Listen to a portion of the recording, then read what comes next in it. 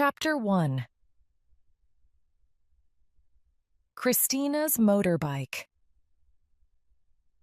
At 11 o'clock one morning, the director of the Museo Nacional de Bellas Artes in Buenos Aires, Leonardo Martinez, asked Cristina Rinaldi to come into his office.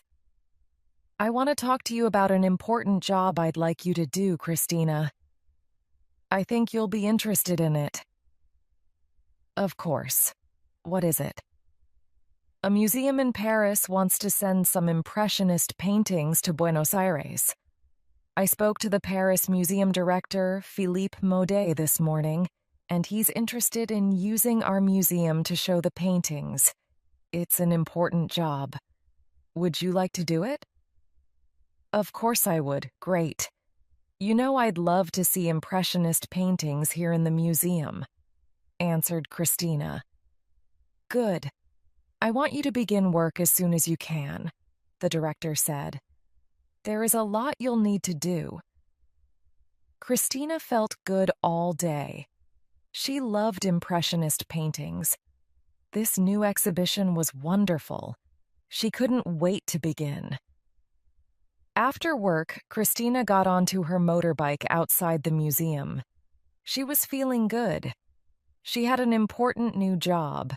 The sun was warm on her back, and it was the start of spring weather in the city of Buenos Aires. Maybe tomorrow she could leave her jacket at home. This year, September was warm, and people were already talking about a hot summer.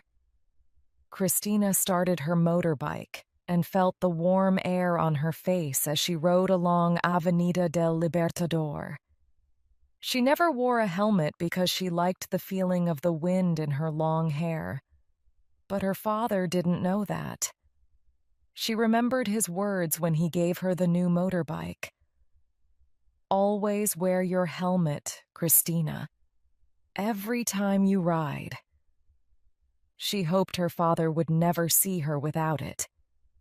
Every day at this time, Cristina rode down Avenida del Libertador to the gym at the Recoleta Health Club. Her day's work at the museum was finished, and she was free. She usually forgot about her work as she rode down the Avenida. But today was a little different. She couldn't stop thinking about her new job.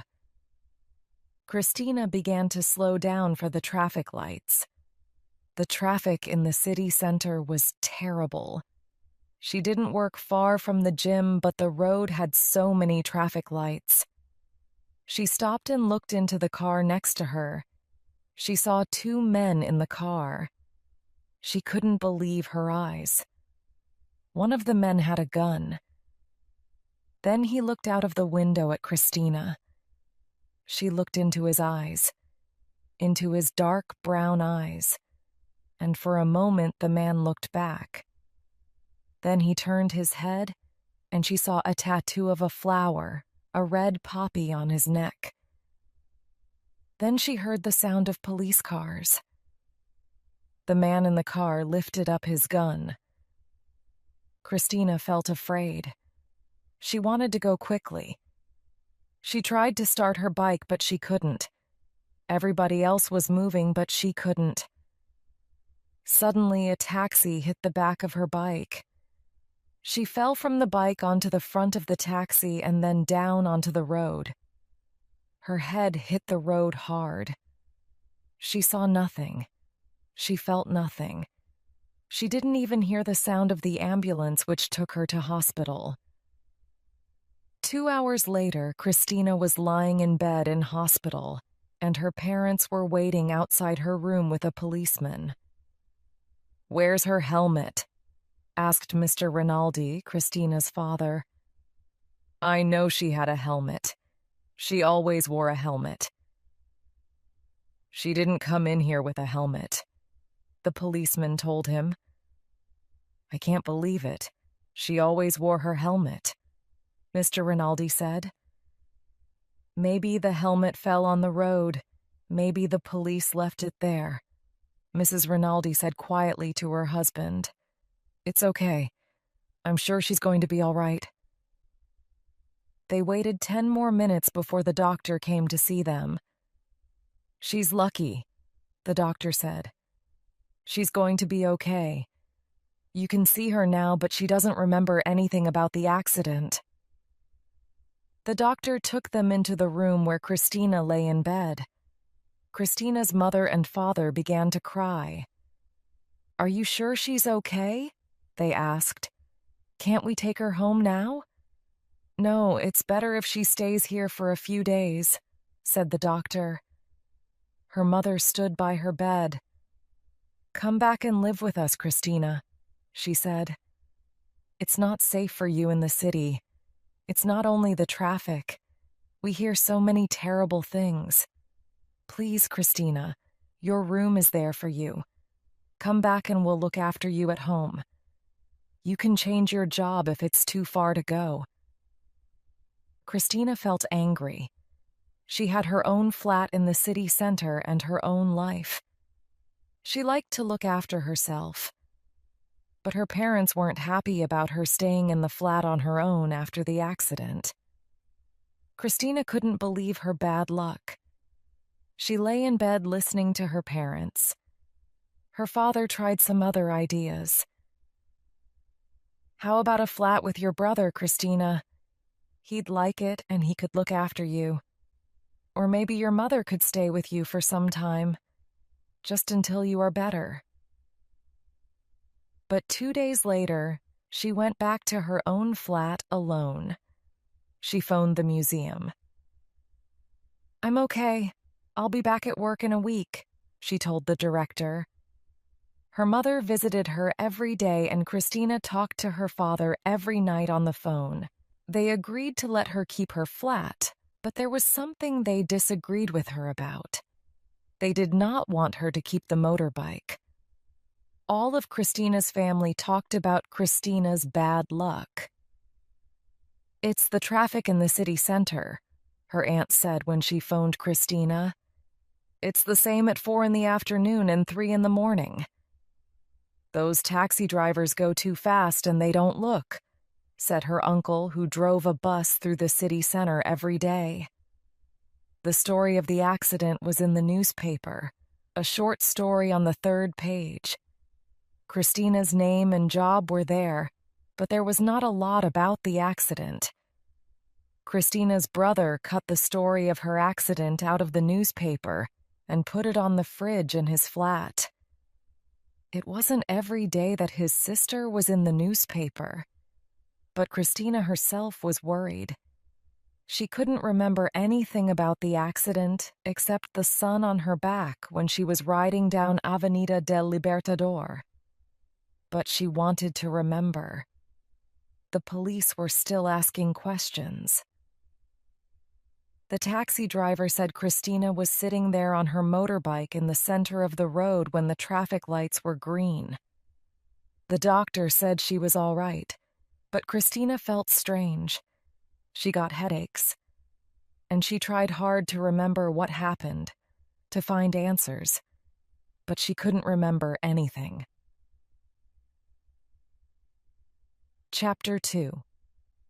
A Plan to Kill.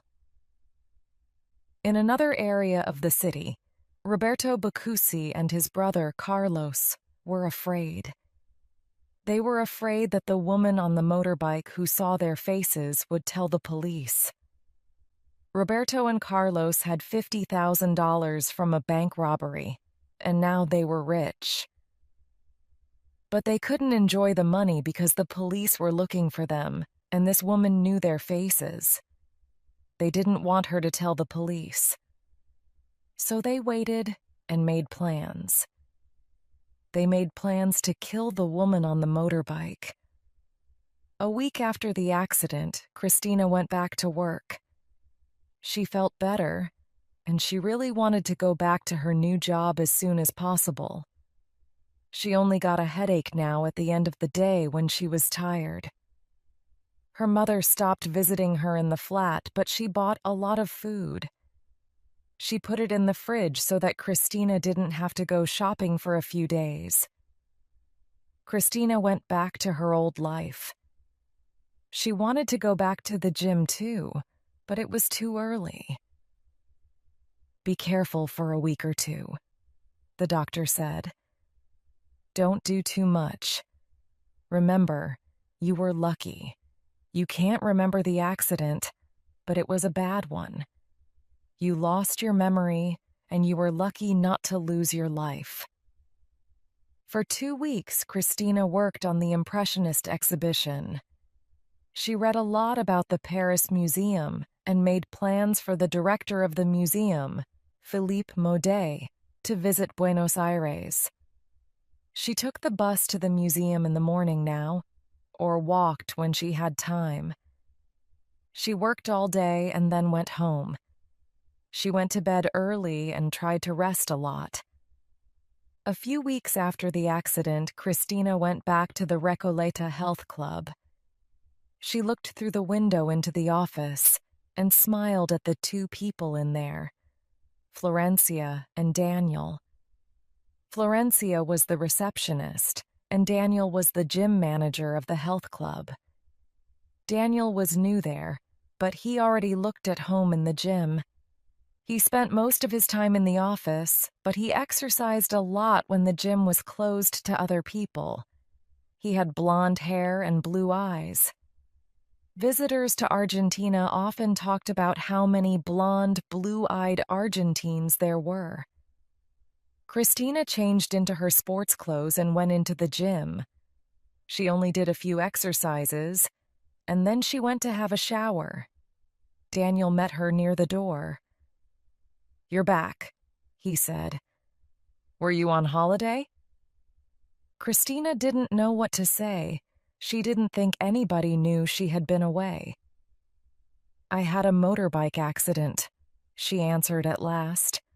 "I was in hospital for a short time." Daniel looked at her. "Are you okay now?" he asked. "I'm much better, but I only did a few exercises in the gym today. I still have to go slowly," answered Christina. Daniel smiled, and Christina felt better. "Be careful then," he said, and then he walked back to his office. Christina took a shower and thought about Daniel. She didn't know many people in the city center. Most of her friends lived near her parents' house, and she hoped Daniel would become a friend. Christina was tired that evening, but for the first time she didn't have a headache. She could finally forget about the accident and start living again. On the other side of the city, Roberto Boccuzzi also felt better. He and his brother Carlos bought all the newspapers from the day of the robbery and the motorbike accident and looked at them carefully. They read a lot of stories about the bank robbery, and then, finally, they found a story about the motorbike accident. It said that the woman worked in the Museo Nacional de Bellas Artes. They now knew who the woman who saw them was. Every morning for almost a week, Roberto stood outside the museum and waited. But he didn't see her. Then, a week after the accident, he saw a woman walking towards the museum. When she got nearer, he saw that it was the woman he was waiting for. He remembered her long hair. He remembered her face. Roberto didn't want her to see him, but there were a lot of people in the street, so it was not difficult to hide. She walked quickly past him, and she didn't look at him. She walked through the door of the museum. Roberto looked at his watch. It was just before 8:30. Roberto went to the bar behind the museum, the Café de las Artes. He bought a cup of coffee and phoned his brother. Then he left the area quickly and took the bus home. At 3 o'clock that afternoon, Roberto left his flat again. At the bus stop near his home, he waited for one of the colorful old city buses. The ride across the city center was slow and uncomfortable, but at 4 o'clock, he was outside the museum. he saw Christina leave the building at 4:30. He followed her along Avenida del Libertador. She walked so fast that he almost had to run. After about 15 minutes, Roberto watched Christina walk in through some glass doors. Above the doors, he saw the name Recoleta Health Club in red letters. Roberto found a bar with tables outside. From his table, he could see the door of the health club. He waited until he saw Christina leave the gym and followed her home. He followed her for a few more days. He wanted to know if she did the same thing every day. He also wanted to visit the gym before he decided how to kill her. Chapter 3. All the way from Paris, Christina's days were nearly always the same. She began work at the museum at 8:30 and left at 4:30. Then she went to the gym after work and stayed there for about an hour and a half. Then she went back home. She sometimes stopped at the supermarket on her way. Roberto and Carlos watched her for 6 days until their plan to kill her was ready. Christina, on the other hand, did not feel that her life was the same as before. The museum and her hours were the same, but her work was very different. The new exhibition was keeping her very busy, and she was very happy. Christina was sitting in her office when the phone rang. "Hello, Museo Nacional de Bellas Artes. Cristina Rinaldi speaking." "Oh, Christina, hello." Christina knew the French voice. "Hello, Philippe. How is everything?" "Fine, thank you. How are you?" asked Philippe. "Great. When are you arriving?" "On Wednesday. My plane arrives in Buenos Aires at 9:15 in the morning. I'm traveling with Air France. The flight number is AF602. Will anyone be there to meet me?" "Oh, yes. I'll be there. I'll meet you and take you to your hotel. Then, when you're ready, you can come to the museum." "That's fine. Thank you, Christina. I'm flying back to Paris on Monday, so I'll have time to look around Buenos Aires a little. Everyone tells me it's a beautiful city. So I'm going to be a tourist as well as a museum director." "Good idea. There's so much to see. I think you'll like it," answered Christina. She liked the sound of this man's voice. "I'm looking forward to meeting you." "Me too. I'll see you at the airport on Wednesday." "Have a good flight." "Thank you. Goodbye." Christina put the phone down and looked at the picture of the Claude Monet painting she had on the wall in her office. When she was 15 years old, she went to France with her parents and fell in love with that painting with its field of red poppies. She went to see every impressionist painting she could find in Paris. She spent hours in the museums and didn't want to leave Paris. Her parents understood then that she was serious about studying art at university. She kept the picture on the wall in her office because it made her feel good. She had the same picture on her bedroom wall. She often looked at it when she was thinking. But today she looked away from it quickly. There was something strange about the picture today. It didn't make her feel happy. It gave her a strange feeling inside. She didn't know why. Maybe it was because she was thinking so much about the new exhibition. An exhibition of 37 paintings was a lot of work. She had a lot to do before Philippe arrived on Wednesday. She took her notebook and left her office. She had to talk to somebody about the lights for the exhibition. That afternoon, she left the museum a little later than usual. Carlos Bacuzzi was still outside, but he was getting tired of waiting. Maybe she went home early. Maybe she's ill.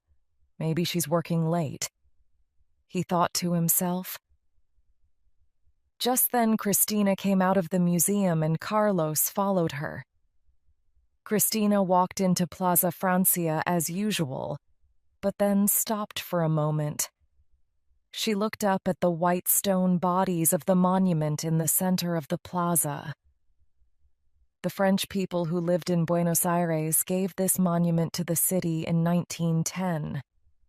This was the monument she could see from her office window in the museum across the street. Now she was thinking about France and the French paintings that would soon be in the museum behind her. Carlos stood in the Plaza Francia. Most of the other people there were students from the university building behind the museum. They stood around in groups. They were waiting for friends and talking. In the park behind Carlos, the dog walkers of Buenos Aires were taking their dogs for their afternoon walk. Each girl or boy had 7 or 8 dogs that needed a walk morning and afternoon. It was often a job for young people who wanted to earn some money. They stopped at the flats in their area to get the dogs and then took them out to the city parks. Carlos was watching Christina and thinking. He was beginning to feel that he knew this girl, and it was more difficult than before to think of killing her. But he knew that Roberto had a good plan. I mustn't be afraid, Carlos thought to himself. Roberto is careful. He has thought of everything. Roberto has been to the gym 3 times, each time with different color hair and different clothes. Now Roberto knew about day tickets to the gym and knew which machines and weights Christina used. This evening, Carlos didn't need to stay outside the gym and wait for Christina. This evening, Carlos could go home. It was the last time he had to follow Christina. Roberto was going to kill her the next day. I must not be afraid. Only a few hours more, he said to himself over and over again. Carlos was afraid, but he felt sure that his brother would kill Christina. Roberto was strong. That woman has to die, Roberto told him every night. Chapter 4. An Accident in the Gym. The next evening after work, Christina was doing exercises in the gym. 28, 29, 30. Her stomach began to hurt, but she did not stop. She was working hard. She wanted to feel as good as she did before the accident. She decided to stay longer that evening and do a few more exercises. She was finding it hard to stay in the flat in the evenings this week. She couldn't sit quietly and watch television or listen to music. In less than 24 hours, she had to be at Ezeiza Airport, and she had to be ready for every question Philippe Maudet could ask. She looked around the gym. It was crowded, and most of the machines were busy. There were more new health clubs in the city of Buenos Aires than new restaurants. Spring was especially busy as people were beginning to think of the summer and going to the beach. Christina went into the weights room. It wasn't crowded in there. You could always find a quiet place around 5 o'clock. Christina chose her weight and lay on her back. She didn't look behind her, but she knew that there was somebody else there. She closed her eyes and thought about her favorite painting, the one in her office. This usually helped her to lift the weight. She thought about that field of red flowers, but once again the picture in her head of the painting gave her a strange feeling. The red flowers made her feel afraid. She decided to think about home. That was better. After a few minutes, she was ready to lift the heavy weight above her head. Daniel, the gym manager, sat in his office looking out of the door towards the busy gym. He was thinking about Christina. She was the kind of person he liked, and he felt they could be friends. Daniel had a girlfriend in his home city of Rosario, and he was finding life very quiet without her. He had a cousin in Buenos Aires, and sometimes they went out for a pizza together, and then went dancing on Friday or Saturday evenings. But Daniel wanted to find some friends of his own and start to build a life in the city center. Christina was the first person he wanted to make friends with. He wanted to ask her to go out for a pizza that weekend. Suddenly, Daniel heard a shout. He got up quickly and ran out of his office. Somebody was hurt in the weights room. People were already there. Daniel looked down and saw the long black hair of the girl on the floor. It was Christina. "Are you okay?" Daniel asked. "I'll call an ambulance." She wanted to get up. Her arm was hurt, but she didn't want to stay on the floor. She got up slowly and moved away from the people. "I'm okay," she said to Daniel. "I don't need anything. It's just my arm." Daniel took her slowly to his office and gave her a chair. "Sit here and rest for a moment," he said. After a short time, Christina looked a little better. "I feel much better. I don't need an ambulance." "Are you sure?" "I just want to go home," Christina said. "Okay, but could you tell me what happened?" Daniel said. "It's important that I know." "I'm not really sure," Christina said quietly. "I think the weight fell, but I moved just in time. It hit my arm. Maybe it was too heavy for me." "Accidents do happen sometimes," Daniel said. "The important thing is that you're all right." Daniel then went to look around the weights room. He looked at the heavy weight on the floor. Christina must be strong, he thought. He went back to his office. He wasn't sure that Christina was telling him everything about the accident. Her face was very white, and she looked afraid. "Are you sure the weight fell?" he asked. "No, it didn't," Christina said quietly. "Somebody pushed the weight. I saw it and moved just in time." Could it be true that somebody wanted to hurt her? Daniel thought. He wanted to find out who was in the gym that evening. Everybody who came to the gym showed their health club card to the receptionist, and the number went into the computer. He could look at the computer and see who came in that day. He could also see how many day tickets were bought that morning. But he couldn't know who bought the day tickets. First, he needed to help Christina home. "Can I give you a ride home in my car?" he asked. "No, thank you. I prefer to walk. The air will be good for me," Christina answered. Then she stood up. She didn't feel well. "Maybe that ride is a good idea," she said. Before Daniel left the office, he spoke quickly to Florencia. He asked Florencia to try and remember anything she could about visitors to the gym that week. "I'll be here early in the morning. Maybe you can tell me then what you remember?"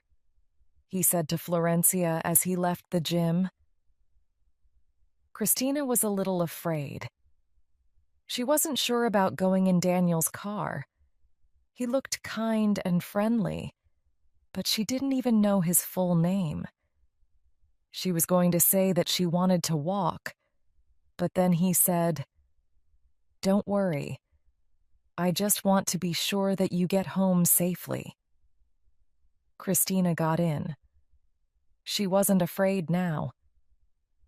"I think I found my first friend in the city," she thought as he drove her home. Chapter 5. Looking good, feeling bad. Christina opened her eyes and looked at her watch. It was 6:30 in the morning. She tried to move, but she felt bad. She felt her arm. It was very difficult to move. She closed her eyes again. She couldn't believe it. It was a very important day for her, but she couldn't get out of bed. It was now nearly 7 o'clock, and she still couldn't move her arm. Any other day she could stay in bed, but not today. Philippe Maudet was arriving in Buenos Aires in less than 3 hours, and she had to give a talk about the exhibition at the museum.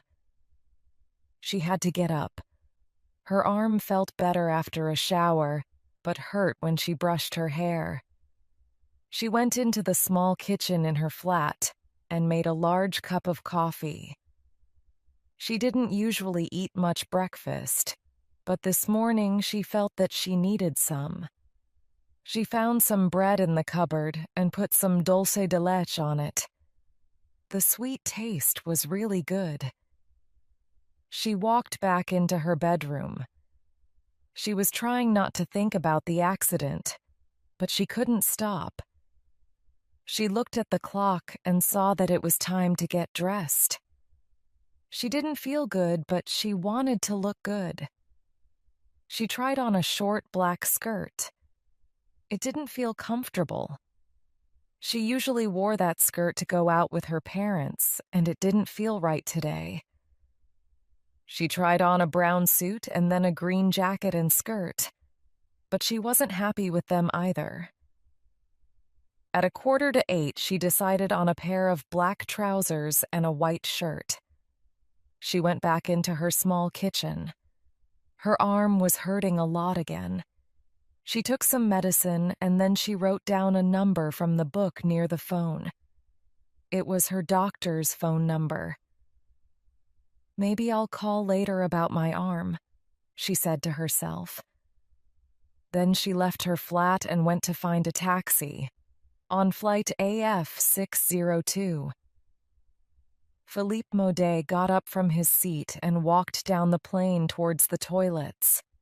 He didn't feel good. It was difficult to sleep on the long flight. He cleaned his teeth, shaved, and washed. That felt a little better.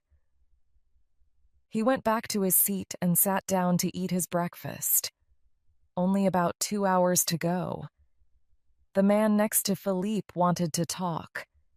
Philippe smiled at him and answered questions about who he was and where he worked. The man was a porteño. He was born in the city of Buenos Aires. He wanted to tell Philippe everything about Buenos Aires. They looked at a map of Buenos Aires while the man talked about his city and its buildings. He told Philippe about the different parts of the city that he must visit. La Boca, with its colorful little street called Caminito, full of color and life. The small metal houses there are blue, green, red, and yellow, and the painters work and show their paintings in the street. He talked about San Telmo and its old buildings. In the restaurants and theaters of San Telmo, you can see tango dancers and hear the real music of Buenos Aires. He talked about the Plaza de Mayo and the Pink Building, La Casa Rosada, where the president of the country works. He talked about the shops and the nightlife. The city never sleeps. You can eat, drink, and dance until the morning. They were arriving in Buenos Aires on September 21st, the first day of spring and Students' Day. On this day, the students in Argentina begin their last part of the school year. Across the country, the city centers are full of young people enjoying themselves. They walk around the parks and go to bars and restaurants. Felipe was interested. He was looking forward to seeing Buenos Aires. People called it the Paris of South America, and he was sure that he was going to like it.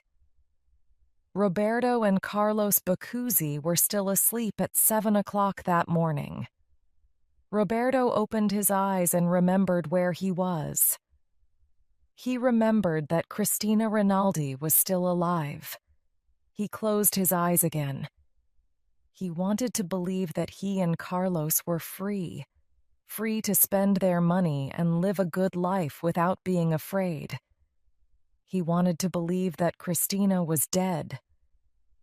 But he remembered every moment of the evening before in the gym. He was using one of the weights in the weights room.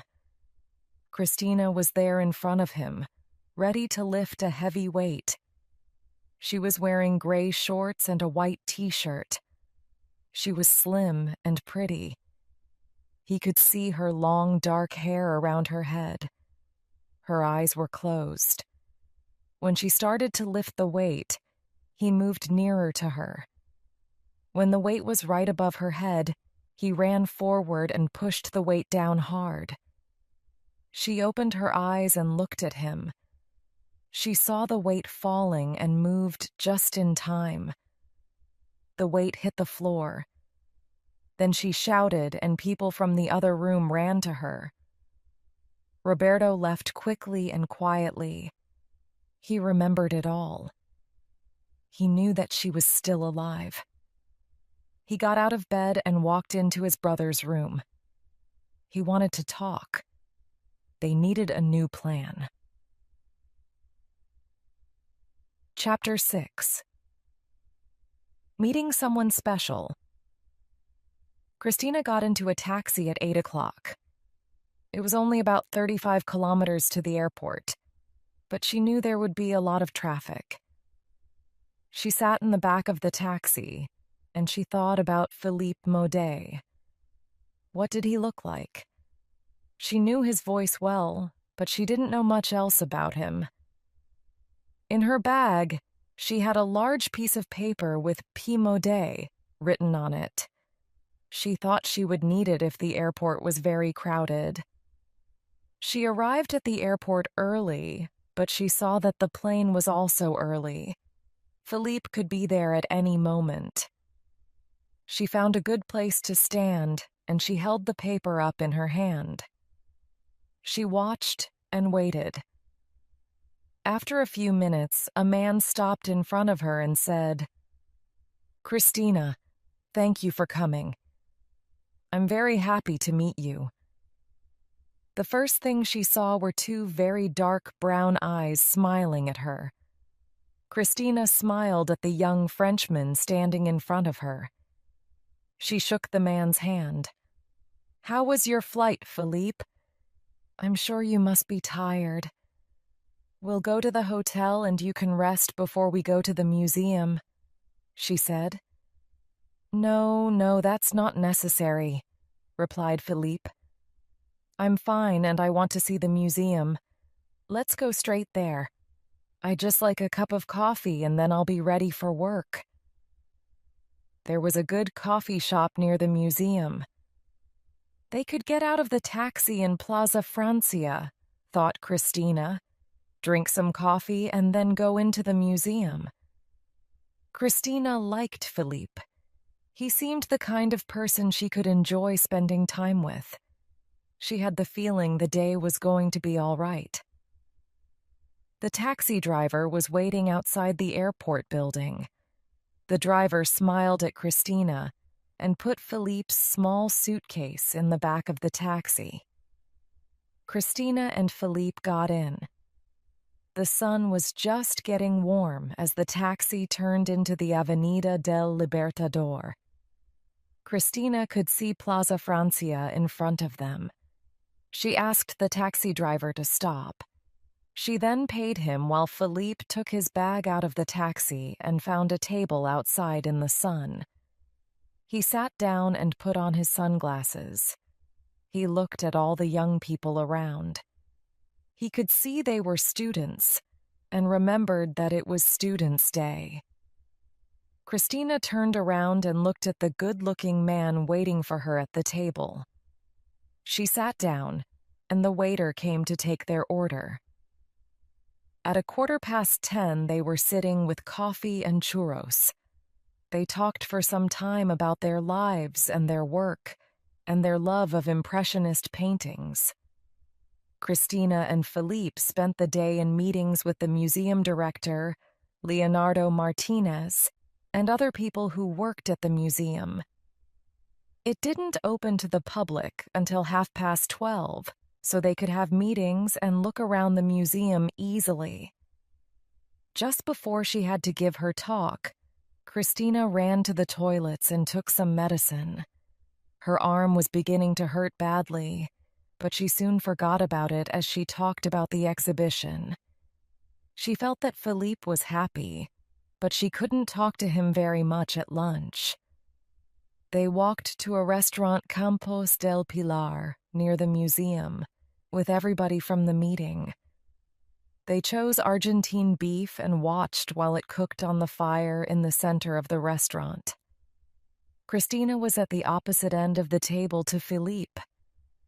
She watched him talking and laughing with everybody. She could see that everybody liked him. She liked him too. After the afternoon meeting, Philippe and Christina were ready to leave the museum.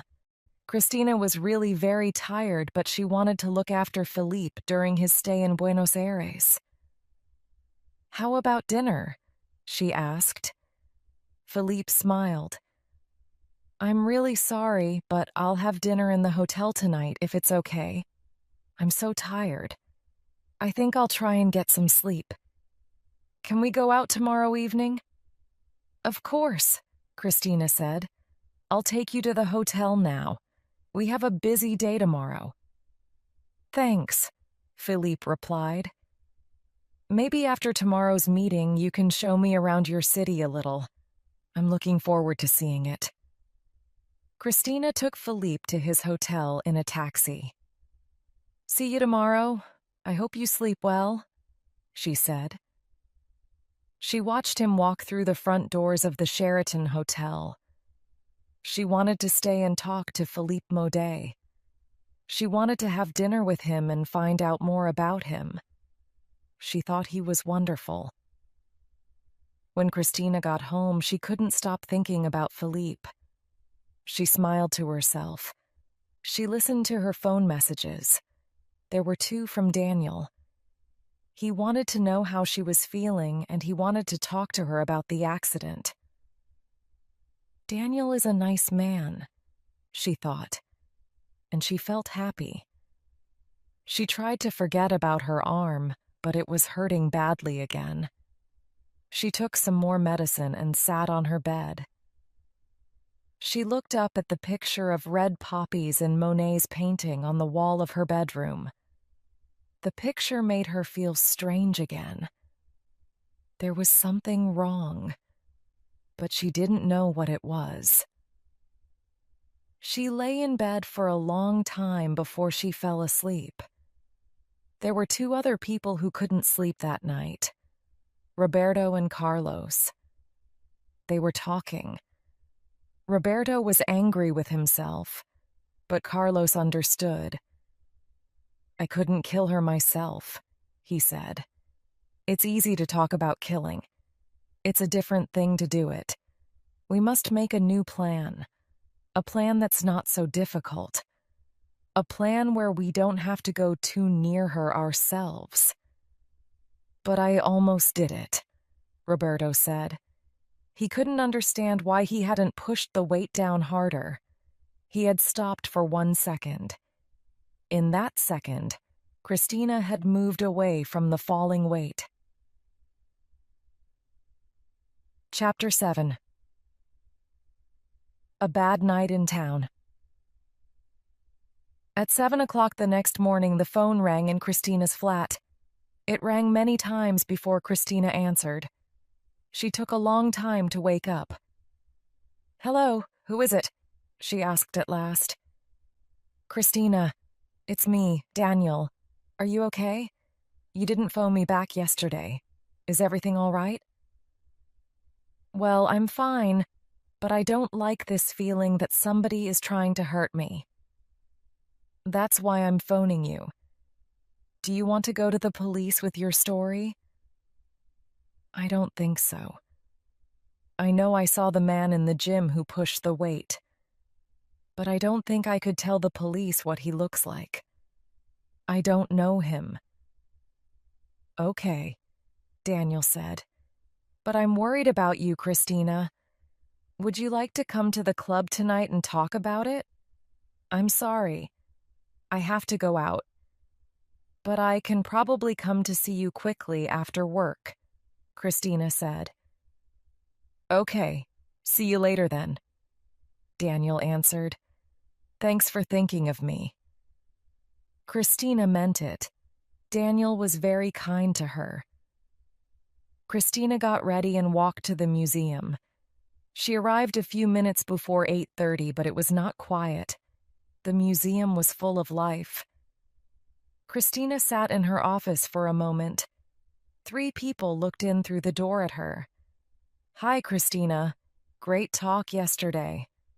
Everything's going really well, Christina. Hi, Chris. Good luck today. There were smiling faces and kind words everywhere. She heard Philippe Modet's voice outside her office and went out to meet him. Christina and Philippe spent another day in meetings. After lunch, Philippe showed the museum directors photographs of the paintings he wanted to bring to Buenos Aires.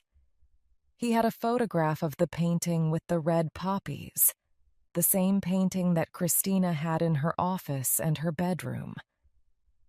Christina took the photograph in her hand. Suddenly she felt cold and sick. She didn't know why. This was her favorite painting. It was strange that it was making her feel like this. She passed it quickly to the person on her left. At 5:30, Philippe turned to Christina and said, "How about our walk around the city? Is it still okay?" "Yes, of course. Do you need to go back to your hotel? I could meet you there if you want," said Christina. "No, there's no need. Let's go now," answered Philippe. He took his jacket and followed Christina out of her office.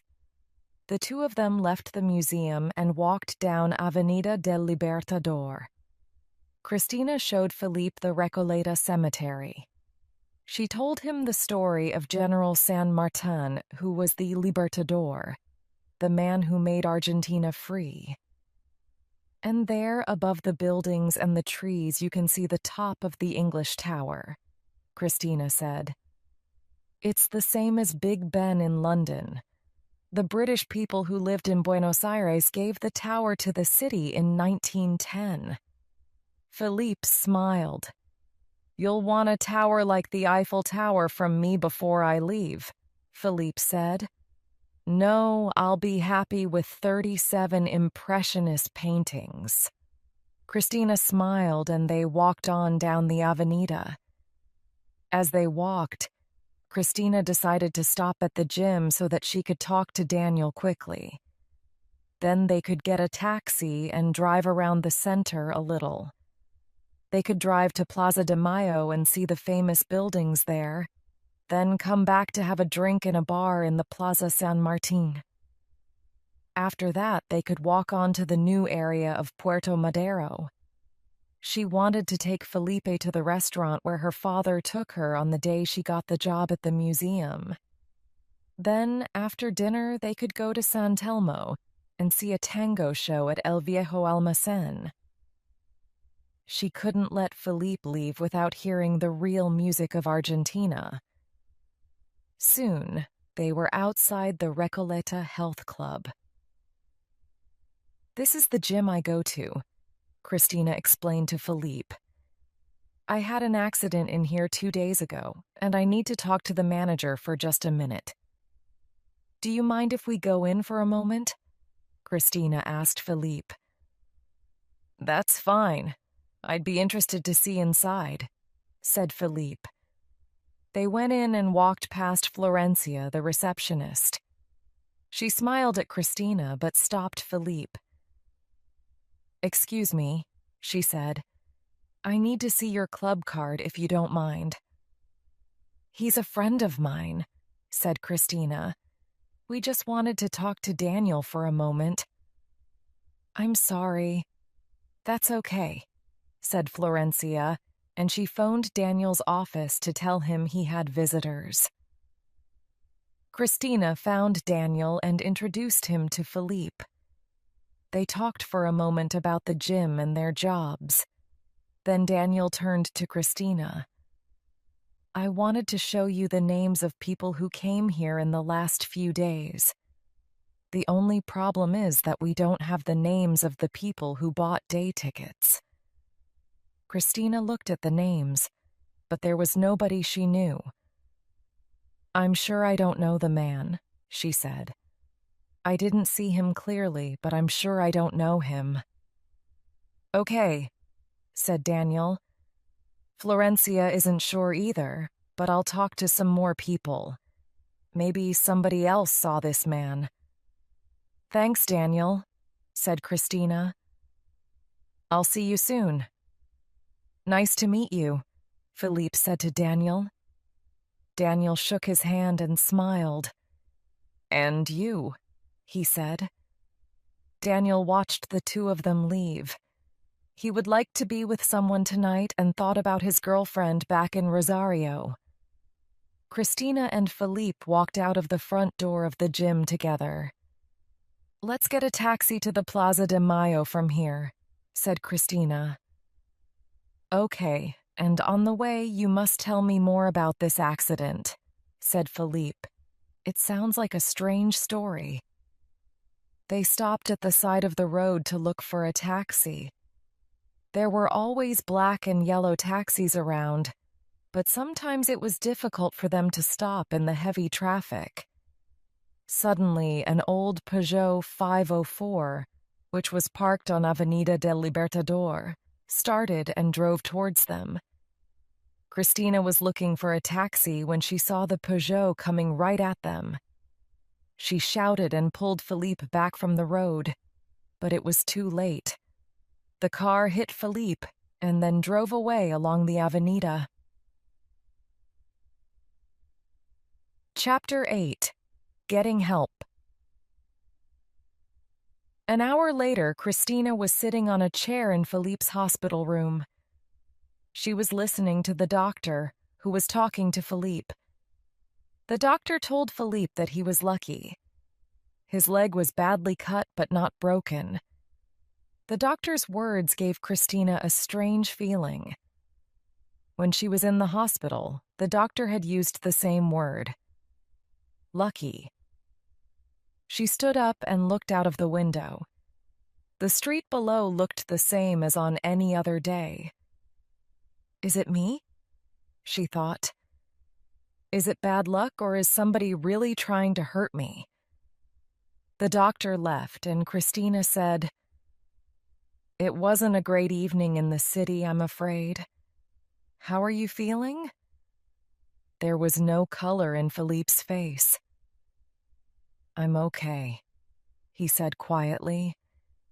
He drank a little water from the glass by his bed. He looked at Christina and tried to smile. "I'm not sure why, but one don't think that was really an accident," he said. Christina agreed. "I've got a bad feeling, too. We'll talk about it later. You must rest now. Is there anybody you want me to phone for you?" "Don't worry. I'll phone the museum in Paris in the morning," Philippe said.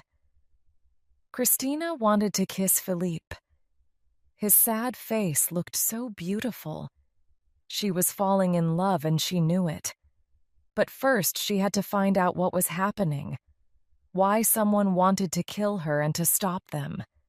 She needed to speak to Daniel. She walked quietly out of the room and went to look for the nearest phone box. Christina now felt that things were different. She could believe that she had had one accident in the gym, but now this? She tried to think. Why would somebody want to kill her? She wasn't rich. She had no problems at work. She didn't know many people in the city center. Why her? She put some money into the phone and called the gym. Hi, Florencia. It's Christina. Can I speak to Daniel, please? Of course, Florencia said. Hi, Christina. Daniel speaking. Hello, Daniel. I'm sorry to phone you like this, but I need your help. Did you see the accident outside the gym? My friend was hurt. Somebody tried to kill us. In a car. This time I'm sure. They drove straight at us. I'm at the hospital now. Felipe's hurt, but nothing's broken. Wait. What happened? Daniel asked. He sounded worried. I didn't see anything. I can't believe it. Are you sure somebody tried to kill you? I know it's true this time. I'm sorry, Daniel. I need help. I'm really afraid now, said Christina. Okay, Christina. Just tell me where you are and I'll come and find you. Then we'll decide what to do next. Christina gave him the name of the hospital and thanked him. Her hands felt cold and dry. She wanted to cry, but she stopped herself. She went back to Philippe's room. Daniel put down the phone, but then he picked it up again. He phoned a friend of his cousin's who was a policeman. Daniel knew him quite well because he came to the gym twice a week. Daniel told the policeman the story about Christina. He then told him that he was now going to get Christina from the hospital and take her to the police station. The policeman thought for a moment and then asked him to change his plans. He told Daniel to take Christina home. He believed that the man who wanted to kill her could try to follow her. Daniel agreed.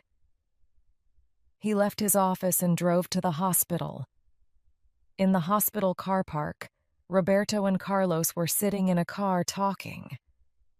They knew that Christina was in the hospital. They had followed the ambulance there and seen her get out with the man who hurt his leg. This time we'll get her, Roberto said. Carlos was getting more and more afraid. He wanted to leave the city and drive towards the north of Argentina.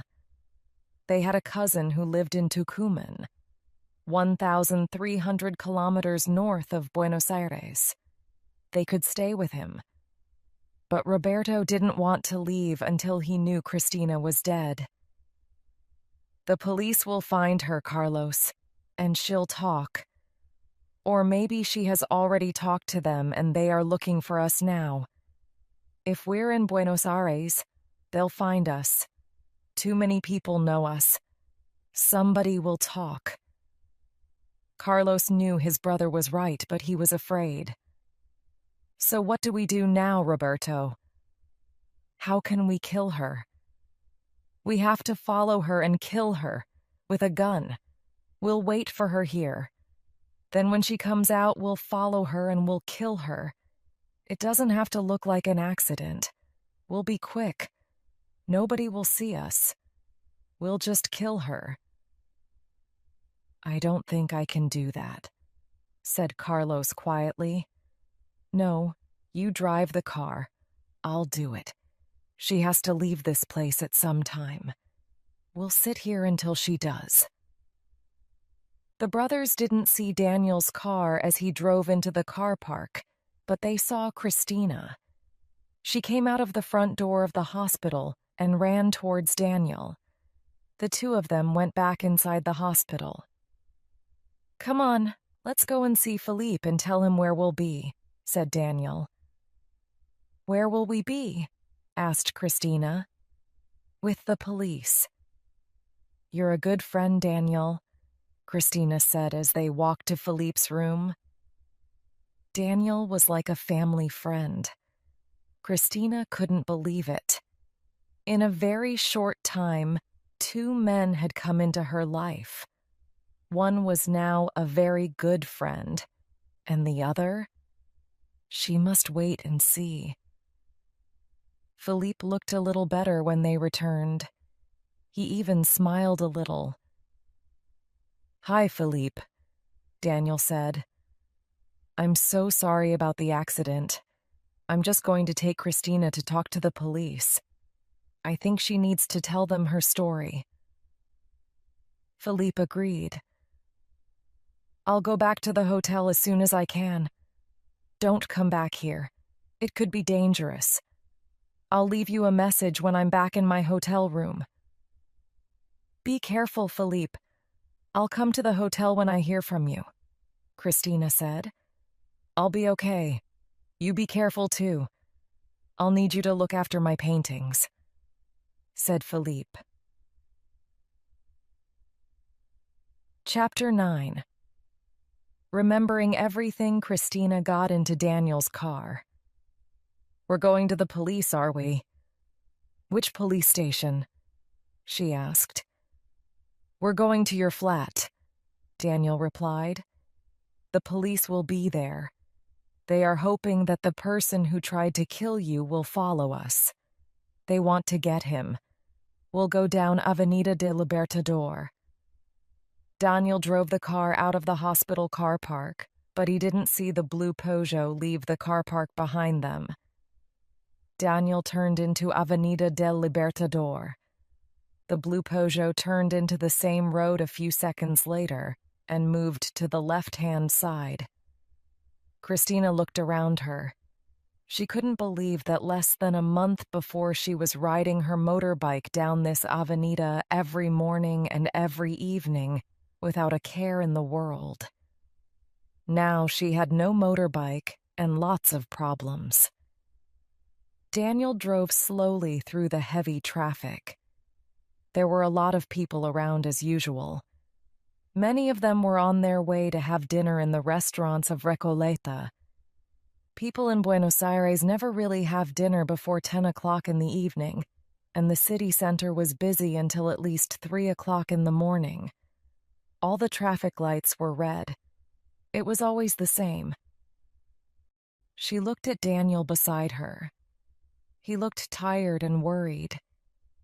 He wanted to get Christina to the police quickly. He slowed down at some traffic lights as they were changing to red.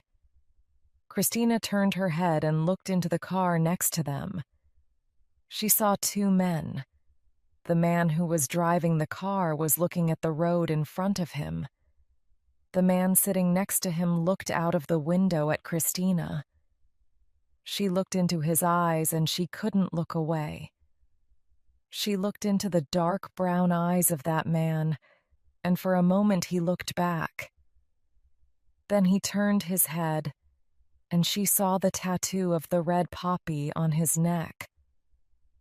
Suddenly, Christina remembered everything. She remembered the eyes of the man and the red flower on his neck. The poppy. She remembered the car and the sound of the police cars. She knew that these were the same men who had tried to kill her in the gym. The same men who had driven their car at Philippe. And then she remembered the gun. The same gun that the man was picking up now. The same man, the same gun. The same red flowers in the field of the painting she loved. "Go, Daniel! Move! He's got a gun! He's going to kill us!" she shouted. Daniel drove through the red light and on down the avenida. The other car followed. Daniel didn't have much time to think.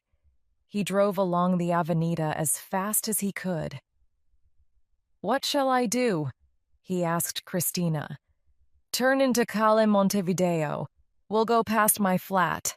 That's what the police wanted. I'm sure they'll be there," answered Christina. The Peugeot was still following them. Daniel turned into Calle Montevideo. Christina saw the two light and dark blue police cars parked across the road near her flat. "Slow down, Daniel," Stop here. It's okay. We'll be okay. Daniel stopped the car suddenly and pushed Christina down onto the floor of the car. The Peugeot behind was going so fast that Carlos couldn't stop it. He tried, but the car turned right and right again. Then it hit one of the police cars and turned over. There was a lot of noise. People were shouting. Christina wanted to look out, but Daniel said, "Stay there. It could still be dangerous." After another long minute, it was quiet and 2 policemen came to open the door of Daniel's car. "You can come out now. It's safe," one of them said. Then they heard the sound of an ambulance. It came into the street and stopped near the Peugeot. Christina stood still. She didn't want to watch, but she couldn't stop herself. The police pulled a body from the Peugeot. Christina couldn't see if the man was alive or dead, but she could see the blood. Men carried the body to the ambulance. When the door was closed, the ambulance drove off to the hospital. Christina could see the other man, the man without the tattoo of a poppy, sitting in the police car. 6 months later, Christina was standing in the main room in the museum. It was the first night of the Impressionist exhibition. She was wearing a short black dress, and her dark hair fell around her shoulders. Music was playing. Christina looked around. Her parents were there, talking together and drinking champagne. Daniel was there with his girlfriend from Rosario. After a few minutes, the music stopped, and everybody was quiet. They all stopped talking. Leonardo Martinez, the museum director, started to talk. "Ladies and gentlemen, I am so pleased to welcome you to this important Impressionist exhibition. We have never before had this number of Impressionist paintings in Buenos Aires." Christina felt a hand on her arm. She knew that hand. It was Philippe. He had come back to Buenos Aires often while they were organizing the exhibition, and they had spent a lot of time together. Philippe spoke quietly in Christina's ear. "It's really happening. Your parents and friends are here. The paintings are here. Monet's poppies are here.